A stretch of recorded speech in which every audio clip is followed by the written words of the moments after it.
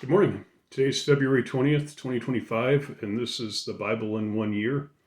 This is a project I've been meaning to work on for a while. I've been reading the Bible each year for a few years now, and last year I was going to make a YouTube channel to kind of journalize this, and I ended up not doing that. Now I have a little bit of more time on my hands, and so even though we're already well into 2025, I thought I'll give it a shot now. Uh, I had the idea to start reading the Bible every year. A few years ago, I've gone to church pretty much my entire life. Knew that I should be studying the Bible on a regular basis and just wasn't making it a big priority.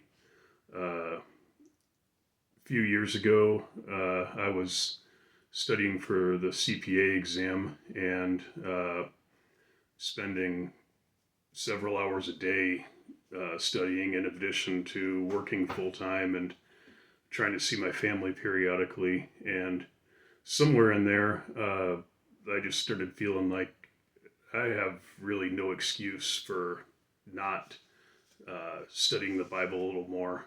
Uh, if I can do this, if I can study for 3 or 4 hours a day, I can carve out 15 or 30 minutes to read the Bible. And so uh, the next year after that, I just started doing it, and I've been keeping it up ever since. Uh, my method that I use, I like to read straight through Genesis to Revelations. Uh, and if you read 23 chapters a week, you'll do it. Uh, I have thought about trying to find a way to break it up so that each day is a little more even, but for now, I just read it 3 chapters a day, Monday through Saturday, 5 chapters on Sunday, and it's not perfect. You'll get done uh, around December 28th, 27th, somewhere in there. Uh, so you have a little bit of wiggle room if you ever miss a day or something, but I've just really gotten good about not missing any days. I just make it an important part of my day that I don't want to miss. Uh, I've considered doing the chronological method. I've heard about that. It's not something I've done yet because it, I'm not that excited about starting the book of Genesis and then jumping to Job and reading Job and then coming back. And I just kind of like reading one book at a time. But I have considered doing that, and I might do it next year. One thing I would definitely like to read the books of the Old Testament books of prophecy while I'm reading First and Second Kings. Uh, but there again, maybe next year we'll see. Uh, as far as tracking my progress goes, the way I do this, in the past I had just taken a piece of paper out and just every day write down what I need to start on the next day. And but there's nothing wrong with doing that. It just kind of by the end of the year that paper's pretty. It's been folded and handled a million times throughout the year, and sometimes I scribble little notes on it. And but what I started doing is usually in December I start what I call my final countdown. In December I just kind of chart out what I need to read each day and then cross it off. And this last December I just thought to myself, well, why don't I just do that for every month? And so what I did was I made an index card for each month of the year and put down the days, figured out which days were Sundays, and assigned 5 chapters to them and 3 chapters for the other days. So this is uh, this is what I have for February so far. If you can see that, um, if that's helpful at all. It's probably backwards actually now that I'm thinking about it, but you get the idea. Uh, and then I'll I don't plan this in advance. It just kind of works out that I always find something that I want to track throughout the year. I I've always liked the Indiana Jones movies, so I think one year might have been the first year I did this. I tracked every place in the Bible where the Ark of the Covenant is mentioned, uh, and so that was interesting. The last place that the geological location or geographical location, sorry, is mentioned is I believe in either First or Second Chronicles. It definitely comes up several other times throughout the Bible, but the last place where a physical location is given is I think in one of the Chronicles. Uh, so I tracked that. I started tracking genealogy, the stuff that people normally skip over and don't really want to read or kind of skim through. The reason that was kind of fascinating to me a little bit was from a couple of years ago reading the book of Revelation. And there's something really interesting in Revelation 7. They give out the names of each of the tribes of Israel, but as you know from the Old Testament, there's several places in the Bible where the list is given, and sometimes there's modifications to it. But this is a really unique list of the tribes. Uh, Typically, Israel had 12 sons, uh, and typically the 12 tribes of Israel are listed as not including Joseph, but including Ephraim and Manasseh, his Joseph's two sons, and then not including Levi, because they're the priests, they're maintaining the things of the temple, and they're not getting a specific land inheritance in Israel. Well, what Revelation 7 does is it includes Levi, and it also includes the tribe of Joseph, but it has Joseph's two sons, Manasseh and Ephraim. It includes Manasseh, but excludes Ephraim, and then it also excludes the tribe of Dan. And when I came across that, I thought it was kind of interesting. And um, so the next year, I started just tracking all the biblical genealogies, just because it was kind of fascinating to me. I have a notebook that I track all this in. Maybe I'll talk about it in another video a little more. But for now, that's kind of just doing a family tree, but it gets really complicated. Uh, I'm thinking at the end of the year I'll sort of organize it a little better somehow. Uh, and if somebody, if you were thinking about starting reading the Bible right now and getting done by the end of 2025, we are kind of late in the year, or well into the year, I should say. Uh, I was adding it up, and it looks like you would be behind by 167 chapters right now. And it's perfectly manageable because there's quite a few people that will read the Bible 3 or 4 times in a year. Uh, so it can be done. I like doing it in one year just because it's not as much reading every day. And I like to take notes, and I like to study different things and cross reference. Uh, so that's why I slow it down to once through in a year. So if you wanted to try and catch up right now, you could. You're 167 chapters behind. My recommendation would just be to read one extra chapter every day.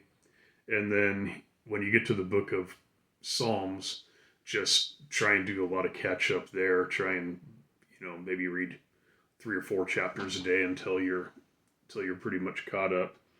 So it's definitely not but even if you only did read one extra chapter a day, you'd still you'd be caught up probably by sometime this fall, I think, maybe late summer. So wouldn't be too bad. Uh, Another thing I was tracking this year that I haven't really. I actually read something the other day that I should have written down, but I didn't. I was brought up in the Assembly of God denomination, and uh, if you've ever been to a Pentecostal church, well, maybe even if you've, there's some Pentecostal churches that have gotten away from speaking in tongues and uh, for various reasons, uh, but a lot of times you might see, or you might see on TV, the people getting, I think they call it getting slain in the spirit, where people are praying and they fall back, and there's people around them to catch them. And anyway, it's interesting. I've kind of wondered almost my entire life, is that biblical? Is there anything in the Bible that backs that up? And I've never really read anything that would um, give what I would consider to be a lot of uh, value to that. But uh, I kind of was doing a search for that on the internet one day, and uh, there are multiple places throughout the Bible where something happens and uh, people fall on their face before the Lord, or they're really deep in prayer about something and they fall before the Lord. Uh, Something I should have thought of this before I started recording, but something that just popped in my head. I've been writing these down, so I'm gonna see if this is okay. I think this is it. In Leviticus chapter 9, something kind of interesting happens that does sort of remind me of being in, something you might see on a smaller scale in a Pentecostal church. They were kind of, if I remember right, without reading this whole chapter on here, it was when Aaron was kind of being declared a priest, I believe. And anyway, it says in starting on verse 23 of Leviticus 9, and Moses and Aaron went into the tent of meeting, and when they came out, they blessed the people, and the glory of the Lord appeared to all the people. And fire came out from before the Lord and consumed the burnt offering and the pieces of fat on the altar. And when all the people saw it, they shouted and fell on their faces. Uh, anyway, not saying I've ever seen anything exactly like that, but that's I've jotted down a few other places in the Bible where I've seen where somebody's fallen, uh, and that was probably the closest thing I could really find so far to being something that you'd maybe see in a Pentecostal church. So I'm just this year. That's just one thing on the back of my note card. I'm just kind of when I see something like that, I jot it down. So the way these videos are probably going to work is I'm just going to probably do it once a week. It'll probably be on the weekends, and I'll whether or not I post the video on the day that I recorded, I don't know, but I'll put the date and I'll put where I'm at that moment. So, for instance, right now, I think I said at the beginning, this is February 20th, 2025, and I've already done my reading for today. So, today's reading took me through uh, Leviticus, no, Deuteronomy 14. So, tomorrow, the 21st, I'll be on Deuteronomy chapter 15. And then, so yeah, each video I'll probably just find some points of discussion from my readings in the previous week. And that is how it's gonna go. I would just to kind of wrap this up. I have I actually have two Aunt Ruths. Both my mom and my dad have sisters named Ruth, and my Aunt Ruth from my dad's side, she found out a couple of years ago that her and my uncle also read the Bible through every year. And so it's kind of gotten to be a fun little thing. In December every year, we text each other back and forth, just how'd the year go? You know, are you making plans for next year? What's your method you're going to use? What translation of the Bible you're reading? That sort of thing. And this past December, when I was talking to her, um, I don't remember what I had asked, but she said it's never a surprised that I make it to the end of the year and have read up. It's a non-negotiable part of my day. I'm gonna do it. If I didn't if I didn't read the Bible all the way through this year, it's because something happened that I lost the ability to read or something. So I like that. It's a non-negotiable part of your day. So I've kind of tried to adopt that in 2025 and just make it a non-negotiable part of my day. And I haven't missed a day yet, I don't think. Uh, when I do, I just always write in the, well, I don't know what I would, now I do those note cards so it'd be easier to track if I'm missing days. But previously, I would just, over in the margin, I would just write how many chapters I was behind.